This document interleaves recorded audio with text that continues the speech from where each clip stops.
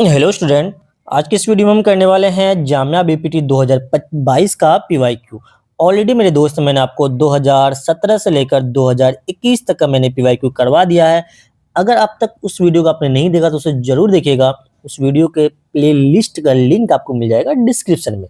तो चलिए फिर स्टार्ट करते हैं मेरे भाई। इसमें देखते हैं फर्स्ट क्वेश्चन क्या पूछा गया था। DNA synthesis takes place in which phase of the cell cycle. Cell cycle में कौन सा ऐसा फेज है जहां पर क्या हो रहा है, डीएनए सिंथेसिस हो रहा है। इसको इंपोर्टेंट क्वेश्चन आप मार्क्स कर लीजिएगा, ये रिपीटेड क्वेश्चन है, ठीक है मेरे दोस्त। इसका जो आपका करेक्ट आंसर चला जाएगा वो होता है आपका एस फेज। एस फेज में जो होता है डीएनए का रेप्लिकेशन होता है, ठीक है मेरे भाई। ध्यान रखना है यहाँ पे बस डीएनए रेप्लिकेशन होता है, लेकिन यहाँ पे क्रोमोसोम नंबर डबल नहीं होता है। यहाँ पे आपसे पूछा जाता है क्रोमोसोम नंबर भी क्या यहाँ पे डबल होगा, नहीं भाई। यहाँ पे क्रोमोसोम तो नंबर होता है मेरे भाई वो सेम रहता है, ठीक है, ध्यान रखना है चीज। अब जीवन को क्या कहते हैं मेरे भाई, देखो जीवन फेज जो होता है इसके अंदर देखो, अगर यहाँ पे आपसे पूछेगा भाई डीएनए का सिंथेसिस कहाँ पे होता है, आप बोलोगे सर एस फेज में। अगर पूछ लेता है यहाँ पे कि मुझे ये बताएंगे प्रोटीन का सिंथेसिस कहाँ पे होता है, क्या चीज मेरे भाई, क्या बोलोगे, प्रोटीन एंड आरएनए सिंथेसिस। क्या चीज, आरएनए सिंथेसिस। फिर आपका आंसर हो जाता है जीवन। ध्यान रखना है चीज को। अगर यहाँ पे अब G2 का अगर आप बात करते हैं तो यहाँ पे जो होता है भाई स्पिंडल फाइबर का फॉर्मेशन होता है, स्पिंडल फाइबर का सिंथेसिस होता है, ठीक है। स्पिंडल फाइबर, अगर स्पिंडल फाइबर पूछेगा स्पिंडल फाइबर का सिंथेसिस कहाँ पे होता है, आप बोलना G2। प्रोटीन एंड आरएनए का सिंथेसिस कहाँ होता है, G1। क्रोमोसोम नंबर डीएनए का सिंथेसिस कहाँ पे होता है, एस फेज। अब बाकी आपका जो बता एम फेज मेरे भाई, इसके अंदर जो होता है बहुत लंबा प्रोसेस होता है जिसमें आप प्रोफेज, मेटाफेज, एनाफेज, टेलोफेज, ये सारी चीजें पढ़ते हो। ये सारी चीज किसके अंदर आता है, ये सारी चीजें आता है आपका डी फेज। लेकिन अगर आपसे पूछेगा भाई मुझे बताएंगे डीएनए का सिंथेसिस कहाँ पे होता है, बोलोगे sir S phase. Protein and RNA का सिंथेसिस कहाँ पे होता है, G1 फेज। और स्पिंडल फाइबर का फॉर्मेशन कहाँ पे होता है, G2 फेज। चलिए नेक्स्ट क्वेश्चन देखते हैं। इसमें पूछा गया विच of the following is the correctly match. इसमें आपसे बताना है कि भाई इसमें से बताओ कौन सा करेक्टली मैच है एकदम, है ना, कोई इसमें गलती नहीं की गई है। अगर देखते हैं आप, बेरी बेरी जो होता है क्या ये विटामिन के की वजह से होता है, नहीं मेरे दोस्त, ये जो होता है विटामिन B1 की वजह से होता है। ये चीज आपका गलत गिवन है। विटामिन ए की वजह से कौन सी बीमारी होती है, नाइट ब्लाइंडनेस होती है, बिल्कुल ये बात आपका सही है। तो आपका करेक्ट आंसर चला जाएगा इसमें ऑप्शन नंबर बी, ठीक है मेरे दोस्त। इसमें कोई दिक्कत, कोई परेशानी आई होप कि आपको नहीं होना चाहिए। आइए नेक्स्ट क्वेश्चन देखते हैं। देखो यहाँ पे क्या देखा, विटामिन सी पहले गिरा, नहीं भाई, विटामिन सी की वजह से कौन सी बीमारी होती है, जल्दी से बोलोगे। ये क्वेश्चन मैंने ऑलरेडी आपको करवाया है। स्कारवी जो डिजीज होता है ना वो किसकी वजह से था, वो विटामिन सी की वजह से होता है। और बाकी विटामिन डी को क्या दे रखा है, डिले इन ब्लड क्लोटिंग, नहीं यार। विटामिन डी किसके के कमी की वजह से क्या हो जाता है भाई, जो रिकेट्स बीमारी होता है ना वो बीमारी होता है, रिकेट्स। और ब्लड क्लोटिंग के लिए कौन सा विटामिन हेल्प करता है भाई, आप क्या बोलोगे सर, विटामिन के। विटामिन के जो होता है वो ब्लड क्लोटिंग कराता था। ये सब चीजें आपको पता होना चाहिए। नेक्स्ट क्वेश्चन देखते हैं, क्वेश्चन नंबर 30। इस क्वेश्चन में आपसे पूछा गया है full oxidation of glucose release how many molecule of carbon dioxide, है ना। जब ग्लूकोज का कंप्लीट ऑक्सीडेशन होता है तो बताएंगे आपकी कार्बन डाइऑक्साइड कितना यहाँ पे क्या हो रहा है, प्रोड्यूस हो रहा है। टोटल कितना होता है मेरे दोस्त, टोटल होता है ये 6। तो ऑप्शन नंबर आपका जो यहाँ पे डी हो जाएगा, ये बिल्कुल ना बिल्कुल करेक्ट आंसर हो जाएगा। आपने ये चीज पढ़ा होगा ना, क्रेब साइकिल, है ना, क्रेब साइकिल आपने पढ़ा होगा। ये सारी चीज इसमें एक्सप्लेन कर दो क्या है। फुल ऑक्सीडेशन, फुल ऑक्सीडेशन होता है मतलब कि जब आपका यहाँ पे ग्लाइकोलिसिस होता है, क्रेब साइकिल होता है, ये सारा प्रोसेस होने के बाद जो फाइनली कितना कार्बन डाइऑक्साइड का फॉर्मेशन होता है, टोटल 6 होता है। आप इसको याद कर लेना। नेक्स्ट क्वेश्चन देखते हैं, question number 4। Which one is not an intermediate. इसमें से TCA का कौन सा इंटरमीडिएट नहीं है। अगर आप TCA बोले तो इसको और हम किस नाम से जानते हैं, आप हमें इसका कमेंट में आंसर जरूर बताइएगा। तो इसके बारे में देखो पूछा जाता है, बताओ TCA जो होता है इसका साइट क्या है ना, ये कहाँ पे होता है भाई, ये माइटोकॉन्ड्रिया में होता है। ये क्वेश्चन आपके एग्जाम में कई बार पूछा गया है। माइटोकॉन्ड्रिया कौन सा सेल ऑर्गेनिज्म में चलता है भैया, माइटोकॉन्ड्रिया। आपसे पूछे माइटोकॉन्ड्रिया में कहाँ पे भाई, माइटोकॉन्ड्रिया के मैट्रिक्स में ये चीज होता है। TCA साइकिल कहाँ पे चलता है, मैट्रिक्स ऑफ माइटोकॉन्ड्रिया। मुझे बताएंगे ये कैसा रेस्पिरेशन है, एरोबिक या एरोबिक भाई, ये होता है ये एरोबिक रेस्पिरेशन का स्टेप है जिसके अंदर ऑक्सीजन की जरूरत होती है, उसका स्टेप है ये, ठीक। अब से पूछा कौन सा इंटरमीडिएट इसमें से नहीं है, ऑक्सिलेट क्या इसका इंटरमीडिएट है, बिल्कुल सा ऑक्सिलेट इसका इंटरमीडिएट है। और आपका जो ग्लाइसोलेट है ये इसका इंटरमीडिएट नहीं है, तो ऑप्शन नंबर इसका जो बी होता है ये करेक्ट आंसर। आइसोसिट्रेट ये भी इसका इंटरमीडिएट है, मेल्टेस ये भी इसका इंटरमीडिएट है। ये सारी मतलब कि जब ये करेब साइकिल जब मतलब टीसीए साइकिल आपका जब चल रहा होता है ना, ये साइकिल जब होता है तो इसके अंदर ये सारी चीज का फॉर्मेशन होता है, लेकिन ग्लाइसोलेट का कोई फॉर्मेशन नहीं होता है। चलिए नेक्स्ट क्वेश्चन देखेंगे।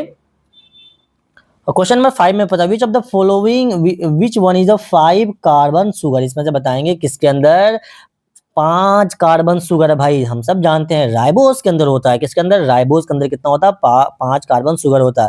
जो ये थायरोज होता है मेरे भाई इसके अंदर 4 होता है, और आपको जो थायरोज देखेंगे इसके अंदर आपका होता है, इसके अंदर भी आपका 4 होता है, ठीक है। और बाकी मैनोज अगर आप देखेंगे मैनेज इसके अंदर भी 6 होता है। लेकिन आपसे क्या पूछा गया भाई, आपसे पूछा गया 5 कार्बन का था। 5 कार्बन कौन सा होता है, राइबोज होता है। आप बोलोगे सर ये राइबोज कहाँ पे प्रेजेंट होता है, आरएनए के डीएनए। भाई ये जो राइबोज होता है ये आपके आरएनए में प्रेजेंट होता है। ये भी आपसे क्वेश्चन पूछा जा सकता है, लेकिन देखो साथ के साथ आपको पता होना चाहिए 5 कौन सा है, 4 भाई 5 पूछा तो 6 भी पूछ सकता है। क्वेश्चन नंबर 6 देखेंगे क्या है, in skeletal muscles thick filament are composed of. पूछा गया भाई स्केलेटल मसल में थिक फिलामेंट जो होता है उसके अंदर क्या प्रेजेंट है। देखो थिक थिक बोले तो मोटा, मोटा बोले तो मायोसिन, एम से मोटा एम से मायोसिन। जो थिक अगर बोले तो भाई मायोसिन होता है। अगर यहीं पे वो क्या कर देता, थिन कर देता। अगर थिन कहता है, थिन में आप क्या बोलते हैं सर, थिन में होता है एक्टिन। थिन में क्या होता है, एक्टिन होता है। और वो थिक पूछा है, इस वजह से हो जाएगा मायोसिन। तो आपके एग्जाम में ये भी पूछा गया है, बताओ मसल्स कंट्रेक्शन के लिए कौन हेल्पफुल होता है। भाई myosin and actin and myosin क्या होता है भाई, मसल्स कंट्रेक्शन में हेल्प करता है। तो ठीक है भाई, मसल्स कंट्रेक्शन है ना, मसल्स ये दोनों जो प्रोटीन होता है ये किस चीज में हेल्प करता है भाई, आप क्या बोलोगे सर, मसल्स कंट्रेक्शन में। मसल्स कंट्रैक्शन में कौन हेल्प करेगा सर, आप बोलोगे सर वो जो होता है एक्टिन एंड मायोसिन। एक्टिन कैसा होता है भाई, थिन होता है, और मायोसिन कैसा होता है, एम से मायोसिन एम से मोटा, मतलब वो ठीक होता है। तो आपने स्लाइडिंग मूवमेंट पढ़ा होगा ना, मसल्स का जो स्लाइडिंग फिलामेंट, भाई इसी पे जो बेस्ड है। पूछा जाता है कि बताओ स्लाइडिंग फिलामेंट में एक्टिन, जैसे मान लेते हैं आपका ये एक्टिन है, ये एक्टिन है, और ये है भाई मेरे भाई मायोसिन है ना। पूछा जाता है बताओ इसमें स्लाइड कौन करता है, एक्टिन स्लाइड करता है, मायोसिन, ध्यान रखना है एक्टिन स्लाइड करता है मायोसिन के ऊपर। मतलब मायोसिन मोटा होता है वो फिक्स हो जाता है, और एक्टिन जो होता है वो स्लाइड करता है। ये चीज आपको पता होना चाहिए। नेक्स्ट क्वेश्चन देखो, question number 7, the non proteinaceous enzyme, इसमें से कौन सा ऐसा इंजाइम है जो कि नॉन प्रोटीनियस इंजाइम है। तो आप इसको क्या बोलोगे सर, क्या लाइजोसोम जो होता है ये नॉन प्रोटीनियस होता है। भाई लाइजोसोम में तो प्रोटीन भर भर के है ना, प्रोटीन मतलब कि कौन सा प्रोटीन नेचर अगर नहीं है इनडायरेक्ट में ये आपसे पूछा जा रहा है, तो भाई ये प्रोटीन नेचर का होता है। आपसे नॉन पूछा है तो जो आपका राइजोम होता है ये नॉन प्रोटीनियस नेचर का होता है, ठीक है। अगर आप इसमें देखते हैं भाई लाइगेज होता है, ये भी प्रोटीन नेचर का होता है, ठीक है।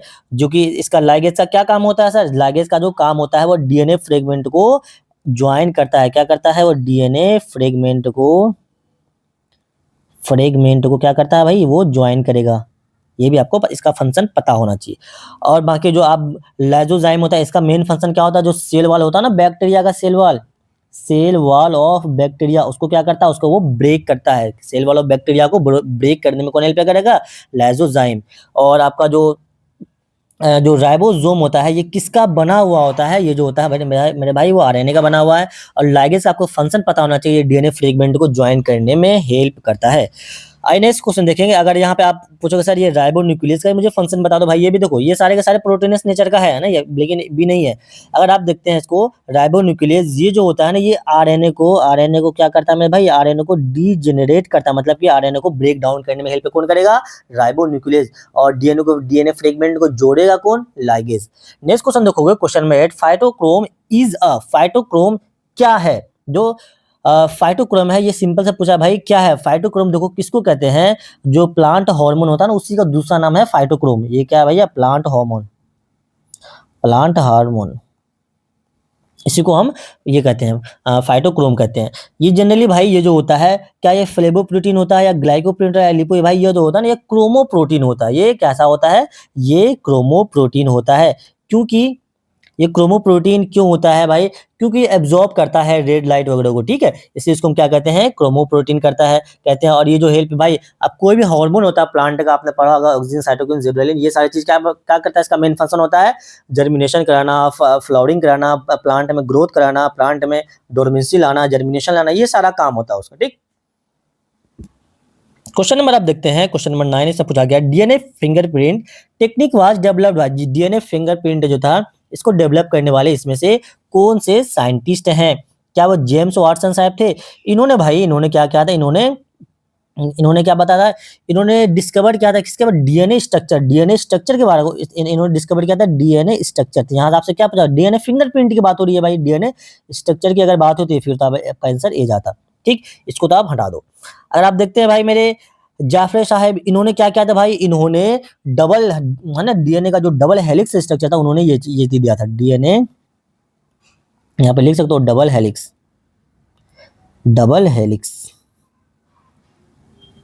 स्ट्रक्चर दिया था किसने, ना जाफरी साहब ने। और जो आपका क्रिक साहब थे, क्रिक साहब क्या आपको क्या लगता है, क्रिक साहब आंसर होगा इसका या नहीं होगा? बिल्कुल सर, क्रिक साहब भी इसका आंसर नहीं होगा। ये देखो आपसे यहाँ पे एक मिनट यार, जेफरे साहब नहीं, जेफरे साहब नहीं, डीएनए फिंगरप्रिंट है, सॉरी मेरे दोस्त, ये गलती में थोड़ा सा इसका ऑपोजिट लिख गया। जो आपका जो क्रिक साहब ने दिया था डीएनए का डबल स्ट्रक्चर, बाकी आपका जो जेफरे साहब है इन्होंने दिया था क्या, इन्होंने डीएनए फिंगरप्रिंट का टेक्निक दिया था। कौन, जाफरे साहब ने डीएनए फिंगरप्रिंट दिया था, और डीएनए का स्ट्रक्चर कौन, वाटसन साहब एक्सप्लेन किए थे, और जो क्रिक जो थे इन्होंने डीएनए का डबल स्ट्रक्चर जो हेलिक्स स्ट्रक्चर था उन्होंने ये चीज दिया था। नेक्स्ट क्वेश्चन देखोगे, क्वेश्चन नंबर 10 इसने पूछा negative stemming can be used for examining, जो नेगेटिव स्टेमिंग होता है वो किस चीज के एग्जामिनेशन के लिए इसको यूज करते हैं भाई? मेम्ब्रेन स्ट्रक्चर को इससे बिल्कुल हम यूज करते हैं भाई, प्रोटीन एग्रीगेट एंड बैक्टीरिया फ्लेजर, ये सब चीज के लिए हम नेगेटिव स्टेमिंग को यूज करते हैं। सो आपका करेक्ट आंसर चला जाएगा ऑप्शन नंबर डी, इसका बिल्कुल करेक्ट आंसर है। आइए नेक्स्ट क्वेश्चन देखेंगे, क्वेश्चन नंबर 11 इसमें पूछा गया है इंजाइम लिंक इम्यूनोसोर्बेंट ऐसे मतलब एलाइसा में allow to the rapid screening, इसमें से कौन सा एंजाइम को हम एलाइसा में यूज करते हैं जो कि रैपिड स्क्रीनिंग करता है? किसका रैपिड स्क्रीनिंग करेगा भाई, किसका रैपिड स्क्रीनिंग करेगा, ये आपसे पूछा गया है। अगर यहाँ पे देखते हैं क्या ये रिड्यूसिंग शुगर का रैपिड स्क्रीनिंग करेगा? नहीं मेरे दोस्त, ये इसके लिए हम एक आता है आपका बेंडिक टेस्ट आता है, उस वो यूज करते हैं। इसके अंदर कौन सा टेस्ट आता है, बेंडिक टेस्ट, इसके लिए हम बेंडिक, इसके लिए हम एलाइसा यूज नहीं करेंगे। अगर आप देखेंगे नॉन रिड्यूसिंग शुगर, क्या इसके लिए हम इस चीज को यूज करते हैं? नहीं मेरे भाई, इसके लिए हम इस चीज को यूज नहीं करते हैं। आपने पढ़ा होगा भाई एलाइसा नॉर्मली किसके लिए आपने पढ़ा है, एंटीजन के लिए इसको हम यूज करते हैं। ये डायरेक्ट आंसर आप यहाँ पे दे सकते थे। आइए नेक्स्ट क्वेश्चन देखें, क्वेश्चन नंबर 12 में पूछा गया है low density lipoprotein is associated with transport of, जो आपका लो डेंसिटी होता है लिपोप्रोटीन का किसके साथ वो ट्रांसपोर्ट होता है? प्यारा सा क्वेश्चन है, आसान सा क्वेश्चन। आप क्या बोलोगे सर, वो जो होता है वो होता है आपका कोलेस्ट्रॉल होता है। वो कौन होता है, कोलेस्ट्रॉल होता है। नेक्स्ट क्वेश्चन देखें, क्वेश्चन नंबर 13 इसमें आपसे पूछा गया है which of the following not required for PCR reaction. आपको पता है पीसीआर रिएक्शन में बहुत से चीज की रिक्वायरमेंट होती है, लेकिन इसमें से कौन सा ऐसा आपको ऑप्शन में गिवन है जिसकी रिक्वायरमेंट नहीं होती है किस चीज के लिए, पीसीआर रिएक्शन के लिए? क्या सर डीएनए टेम्पलेट की होती है? बिल्कुल यार, डीएनए टेम्पलेट तो इसेंशियल होता है एम्प्लीफिकेशन के लिए, यही तो एम्प्लीफाई करता है, यही तो एम्प्लीफिकेशन में हेल्प करता है। आपसे पूछा जाता है बताओ डीएनए टेम्पलेट किस चीज में हेल्प करता है भाई, ये एम्प्लीफिकेशन में हेल्प करता है। इस चीज की तो रिक्वायरमेंट होगी कहीं ना कहीं, एम्प्लीफिकेशन। अब टैग पॉलीमरेज क्या इसकी यूज होती है? बिल्कुल मेरे दोस्त, इसकी भी यूज होती है। ये तो होता है हीट स्टेबल एंजाइम होता है, ये क्या करता है, हीट को स्टेबल करता है ना, हीट को स्टेबल करता है, तो इसकी भी कहीं ना कहीं यूज होगा। जिसमें आप सिंथेसाइज करते हो डीएनए स्ट्रैंड वगैरह को, तो इसका तो कहीं ना कहीं यूज है ही है। MgCl2, बहुत बच्चे MgCl2 बोलेंगे सर, ये नहीं भाई, इसका भी यूज होता है एज अ कोफैक्टर, है ना, कोफैक्टर एज अ कोफैक्टर इसको हम यूज करते हैं। लेकिन एडीपी राइबोज पॉलीमरेज इसका यूज नहीं होता। आपसे नहीं पूछा गया किसका यूज नहीं करते हैं पीसीआर रिएक्शन में, तो ऑप्शन नंबर इसका जो हो जाएगा आपका डी बिल्कुल करेक्ट आंसर होगा। चलिए मुझे आप पीसीआर का फुल फॉर्म कमेंट में आप करेंगे पीसीआर का फुल फॉर्म में क्या होता है। क्वेश्चन में देखो 14 इसमें पूछा गया है proton gradient are use for, proton gradient किस चीज के लिए यूज होता है? आपने पढ़ा होगा रेस्पिरेशन एंड फोटोसिंथेसिस प्रोसेस के अंदर प्रोटोन ग्रेडियंट का यूज हुआ है, ठीक है। तो भाई ये एटीपी सिंथेसिस के लिए यूज है, बिल्कुल एटीपी सिंथेसिस बोले तो रेस्पिरेशन, तो रेस्पिरेशन जब प्रोसेस होता है, आपने ईटीसी चैन पढ़ा है, तो वहां पे इस चीज का प्रोटोन ग्रेडियंट क्रिएट किया जाता है, तो इसका तो उसके लिए यूज होगा ही होगा। बाकी भाई ट्रांसपोर्ट ऑफ मेटाबोलाइट, बिल्कुल भाई मेटाबोलाइट को ट्रांसपोर्ट करने के लिए भी हम प्रोटोन ग्रेडियंट करते हैं। प्रोटोन ग्रेडियंट इसलिए किया जाता है ताकि जो मेटाबोलाइट्स है वो ट्रांसपोर्ट हो जाए, मतलब कि हाई कंसंट्रेशन से लो कंसंट्रेशन वो ट्रांसपोर्ट हो जाए। फ्लैजुलर रोटेशन, बिल्कुल भाई, जब ये ट्रांसपोर्ट होगा तो वो रोटेशन ऑटोमेटिक होता ही होता है, मतलब इसलिए आपका करेक्ट आंसर चला जाएगा ऑल ऑफ दी एबव। आइए नेक्स्ट क्वेश्चन देखते हैं। अब देखो यहाँ पे प्रोटॉन अगर पूछे भाई एटीपी सिंथेसिस कहाँ पर होता है, तो आप क्या बोलोगे सर? एटीपी का सिंथेसिस होता है वो माइटोकॉन्ड्रिया में होता है। कौन सा प्रोसेस के थ्रू भाई? रेस्पिरेशन आपने पढ़ा ना, रेस्पिरेशन के थ्रू क्या होता है? एटीपी सिंथेसिस होता है। ये एटीपी सिंथेसिस कहाँ पर होता है? माइटोकॉन्ड्रिया में होता है।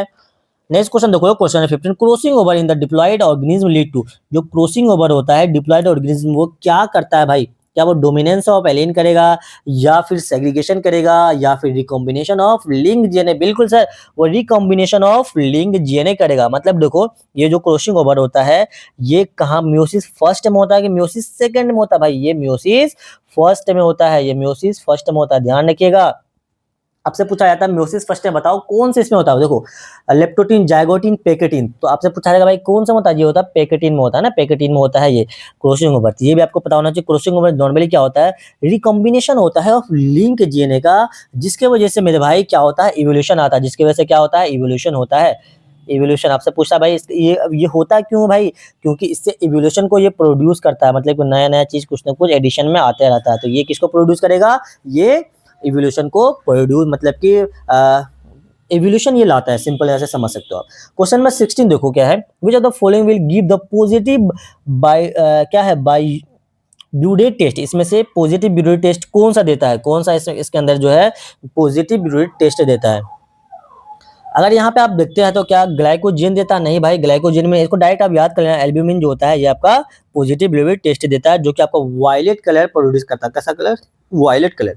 क्वेश्चन नंबर 70 देखो, monosaccharide component of lactose and glucose. बहुत ही आसान सा क्वेश्चन है। देखो, लैक्टोज और ग्लूकोज को मिला के हम इसमें से क्या बनाते हैं ना, क्या बनता है भाई? लैक्टोज एंड ग्लूकोज मिलके आपका जो बनता है वो गैलेक्टोज बनता है। क्या बनता है? गैलेक्टोज। ऑप्शन नंबर यहाँ पे डी में ये आपका गिवन है। क्या बनेगा मेरे भाई?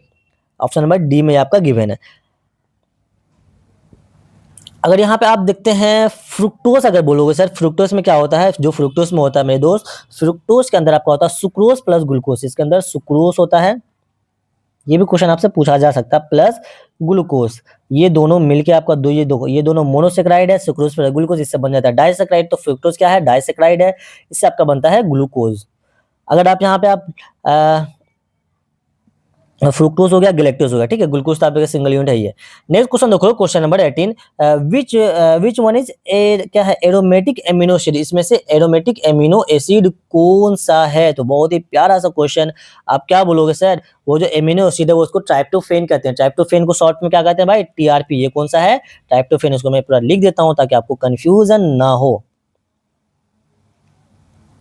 ट्राइप्टोफेन।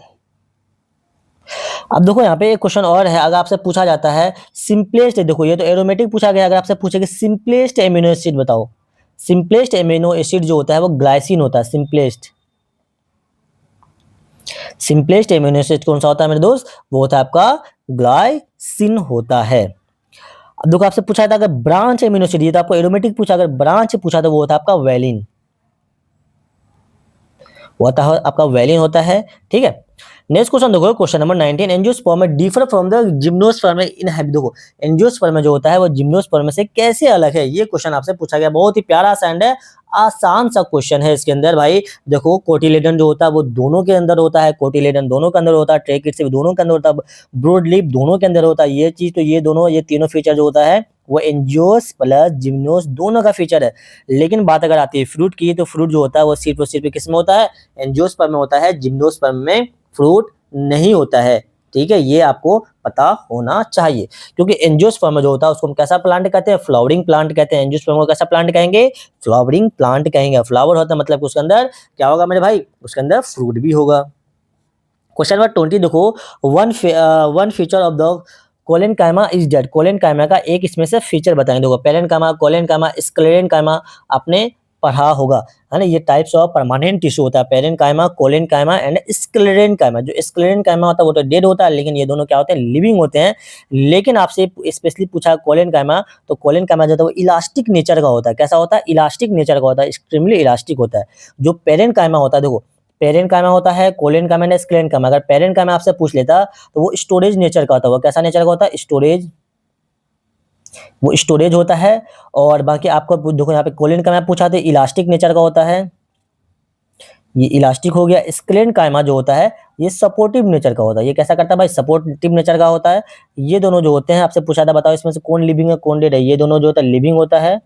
और बाकी आपका जो स्क्लेरेन्काइमा है ये आपका डेड नेचर का होता है। ये भी आपको ध्यान होना चाहिए, पता होना चाहिए। ठीक है मेरे भाई, इसमें आई होप कि कोई दिक्कत कोई परेशानी आपको नहीं होगी। अब देखते हैं नेक्स्ट क्वेश्चन। क्वेश्चन नंबर 21 में पहुंच चुके हैं फाइनली। इसमें पूछा है कि the water rapidly available to plant for the absorption by root. देखो the water rapidly available to the plant for absorption by root, इसको हम क्या कहेंगे? देखो जब प्लांट का एब्जॉर्प्शन होता है रूट के थ्रू तो उसको हम क्या कहेंगे? उसको ग्रेविटेशनल पूल कहेंगे, वाटर कहेंगे, या कैपिलरी वाटर कहेंगे, या रेन कहेंगे? देखो कहाँ पे है? रूट ऑफ द, इसमें है तो भाई रूट ऑफ द प्लांट में इसको हम कैपिलरी वाटर, इसको क्या कहेंगे? कैपिलरी वाटर कहते हैं। जो कि भाई क्या ऐसा वाटर जो कि सॉइल के पोर, सॉइल में प्रेजेंट हो और उसको हम इजी है ना इजीली एब्जॉर्ब कर पाते हैं रूट के थ्रू, है ना, वैसा वैसा वाटर को हम क्या कहेंगे? कैपिलरी वाटर कहेंगे। ग्रेविटेशनल वाटर जो होता है, देखो अब यहाँ पे देखो क्या कह रहा है भाई, इसको एक तरीके से और आप समझ सकते हो कि भाई बोल रहा है भाई रूट के थ्रू एब्जॉर्ब करना, मतलब रूट के थ्रू एब्जॉर्ब करना तो भाई वो नीचे से ऊपर की तरफ जाएगा। ग्रेविटेशनल वाटर जो होता है मेरे भाई वो ऊपर से नीचे आएगा। वो क्या तो होता है? वो डाउन, मतलब कि ऊपर से नीचे जो वाटर आता है उसको हम ग्रेविटेशनल वाटर कहते हैं, ड्यू टू ग्रेविटी की वजह से। ठीक है, बाकी रेन वाटर और हाइड्रोस्कोपिक वाटर तो ये कुछ ऐसा होगा नहीं, ये स्ट्रॉन्गली अटैच वाटर होता है। इसके लिए फिलहाल आपको इन दोनों में कंफ्यूजन हो सकता था। क्वेश्चन में देखो 22, penicillin is a type of, simple सा क्वेश्चन है भाई। पेनिसिलिन बताओ किसका टाइप है? क्या एंटीबॉडी है या एंटीजन है? भाई ये आप क्या बोलोगे सर? ये एंटीबायोटिक है, ये एंटी अगर यहाँ पे आप कहते हैं भाई कि सर एंटीबायोटिक, हाँ ये एंटीबायोटिक, एंटीबॉडी नहीं होगा, है एंटीबॉडी नहीं होता भाई, ये फर्स्ट एंटीबायोटिक है ना जो किसने प्रिपेयर किया था भाई? आपसे पूछा जाता है, मुझे बताएंगे एंटीबायोटिक को प्रिपेयर करने वाले कौन से साइंटिस्ट थे? आप क्या बोलो सर? अलेक्जेंडर फ्लेमिंग साहब थे। उन्होंने एंटीबायोटिक का क्या क्या था? एंटीबायोटिक उन्होंने डिस्कवर किया था। किसके हेल्प से एंटीबायोटिक बनता है? आप क्या बोलोगे सर? वो जो होता है पेनिसिलिन। क्या कौन सा फंगस होता है भाई? पेनिसिलियम, ये एक फंगस है, उसी से आपका क्या बनता है? एंटीबायोटिक बनता है। नेक्स्ट क्वेश्चन देखेंगे। अब देखो यहाँ पे एक क्वेश्चन आपसे पूछा गया था, एंटीबॉडी बताओ कहाँ से इसका फॉर्मेशन, कहाँ किस टाइप के सेल से होता है भाई? एक होता है बी सेल है ना, एक होता है एल सेल, एक होता है बी सेल। तो आपका जो बी लिम्फोसाइट होता है, बी लिम्फोसाइट से होता है एंटीबॉडी। बी से बॉडी, एंटीबॉडी, मतलब कि बी लिम्फोसाइट से एंटीबॉडी का प्रोडक्शन होता है। ये जो मेन हेल्प किस चीज में करता है भाई? हमारे बॉडी को इम्यूनिटी प्रोवाइड करता है, इम्यूनिटी प्रोवाइड करता है। पूछा जाता है कि इम्यूनिटी प्रोवाइड करने वाले कौन से सेल होते हैं? तो वो होता है आपका बी लिम्फोसाइट होता है, जो कि इम्यूनिटी प्रोवाइड करेगा। नेक्स्ट क्वेश्चन देखो 23, in crop improvement programme virus free clone can be obtain through, क्या है भाई? क्रॉप इंप्रूवमेंट प्रोग्राम में वायरस फ्री क्लोन को हम जो ऑब्टेन करते हैं वो कौन से प्रोसेस से करते हैं? बहुत ही प्यारा सा क्वेश्चन भाई। वायरस फ्री अगर बात आ जाए भाई, इसको क्या बोलेंगे? Suit tip culture. इसको क्या बोलते हैं? सूट टिप कल्चर कहते हैं। जो कि जो होता है एपिकल मेरिस्टेमेटिक जो टिश्यू होता है उसके, मतलब कि मेरिस्टेमेटिक जो सेल होता है प्लांट में, उसको कट कर देते हैं, वहां से ये कल्चर होता है। जिसके थ्रू क्या होता है भाई? जो भी वायरस वगैरह होता है उसको कट कर दो, रिमूव कर दो, और आप एक हेल्थी प्लांट को यहाँ से प्रोड्यूस कर सकते हैं। ठीक है, अगर आप बहुत बच्चे इसमें बोलोगे सर हाइब्रिडाइजेशन क्यों नहीं होगा? यार देखो हाइब्रिडाइजेशन जो होता है वो दो प्लांट का कॉम्बिनेशन होता है। इसको हम सिंपल सा न्यू ब्रीड के लिए यूज करते हैं ना, न्यू ब्रीडिंग प्लांट का, न्यू ब्रीडिंग के लिए आपसे पूछा जाता है बताओ न्यू ब्रीड अगर हमको प्लांट का बनाना है, दो चीज को कंबाइन करके, तो उसके लिए हम कौन सा मेथड यूज करेंगे? वो हाइब्रिडाइजेशन मेथड होता है। और बाकी एम्ब्रियो कल्चर भाई सिंपल सा, प्लांट का एम्ब्रियो लेकर हम जो यूज करेंगे उसको हम एम्ब्रियो कल्चर मेथड कहेंगे। ग्राफ्टिंग जो होता है मेरे भाई, दो प्लांटों को आपस में जब ज्वाइन कर देते हो तो उसको हम ग्राफ्टिंग मेथड कहते हैं। दो प्लांटों को कट किया, अपना प्लांट को कट कर उसको किसी और से ज्वाइन कर, जिसको हम ग्राफ्टिंग मेथड कहते हैं। ग्राफ्टिंग मतलब ज्वाइन करना, सिंपल सा बात है। क्वेश्चन में देखो 24, ये भी आपका रिपीटेड क्वेश्चन है। During nerve impulse conduction hyperpolarisation occur due to, जब नर्व इम्पल्स का कंडक्शन हो रहा है तो हाइपर पोलराइजेशन बताओ कब होगा? तो हाइपर पोलराइजेशन, हाइपर पूछा गया ना, तो होगा इफ्लक्स ऑफ के प्लस। इफ्लक्स मतलब कि के प्लस का इफ्लक्स हो जाएगा। ठीक है, ये ऑप्शन नंबर आपका जो सी है ये बिल्कुल न बिल्कुल करेक्ट आंसर है। हाइपर पोलराइजेशन कब होता है मेरे भाई? ये जो होता है आफ्टर रीपोलराइजेशन के बाद क्या होता है, हाइपर पोलराइजेशन। आपने पढ़ा होगा जिसके अंदर क्या होता है, पोटेशियम आयन जो होता है मूव करता है बाहर की तरफ। पोटेशियम आयन क्या होता है, बाहर की तरफ मूव करता है, जिसकी वजह से जो मेम्ब्रेन हो जाता है वो नेगेटिव हो जाता है रेस्टिंग स्टेज के कंपेरिजन में। नेक्स्ट क्वेश्चन देखो, question number 25, scientific method to beekeeping is called. जो साइंटिफिक मेथड है बी कीपिंग का, उसको हम क्या कहते हैं, उसको हम एपीकल्चर कहते हैं। उसको हम क्या कहेंगे, बी की बात आए तो उसको हम एपीकल्चर कहते हैं। अगर यहाँ पे सेरीकल्चर किसको कहते हैं भाई, इसको कहते हैं सिल्क को। सिल्क अगर सिल्क वर्म बोल दो है ना, या सिल्क वर्म बोल तो ज्यादा बेस्ट रहेगा, तो इसको हम सिलीकल्चर कहते हैं। और बाकी आपका जो फिश पीसी कल्चर होता है वो तो जानते हैं भाई, ये होता है फिश के लिए होता है। आई होप कि आपको ये 25 क्वेश्चन बहुत अच्छे तरीके से समझ में आए होंगे मेरे भाई। अगर आपको वीडियो पसंद आता है तो अपने दोस्तों के साथ इस वीडियो को जरूर शेयर कीजिएगा। और अगर आप चैनल पे फर्स्ट टाइम आए तो इसको आप सब्सक्राइब करना भी बिल्कुल ना भूलें। चैनल को सब्सक्राइब कर लीजिए, अपने दोस्तों के साथ जरूर शेयर कीजिएगा। चलिए मिलते हैं। देखो ये मैंने आपको फर्स्ट पार्ट करवा दिया है, सेकंड पार्ट मैं आपको नेक्स्ट वीडियो में प्रोवाइड कर दूंगा, क्योंकि अगर मैं पूरे 50 के 50 क्वेश्चन में अगर सॉल्व करूँ तो आपका 1 घंटा से ज़्यादा टाइम यहाँ पे लग जाता है। मैं नहीं चाहता कि आपको ज़्यादा लेंदी वीडियो दिया जाए, क्योंकि आप कम से कम समय में ज़्यादा से ज़्यादा कंटेंट लें। धीरे धीरे पढ़िए ताकि अच्छे तरीके से आप पढ़ सकें। चलिए मिलते हैं फिर नेक्स्ट वीडियो में, तब तक के लिए ओके बाय। अपना ख्याल रखो, अच्छे से बस पढ़ाई करते रहें।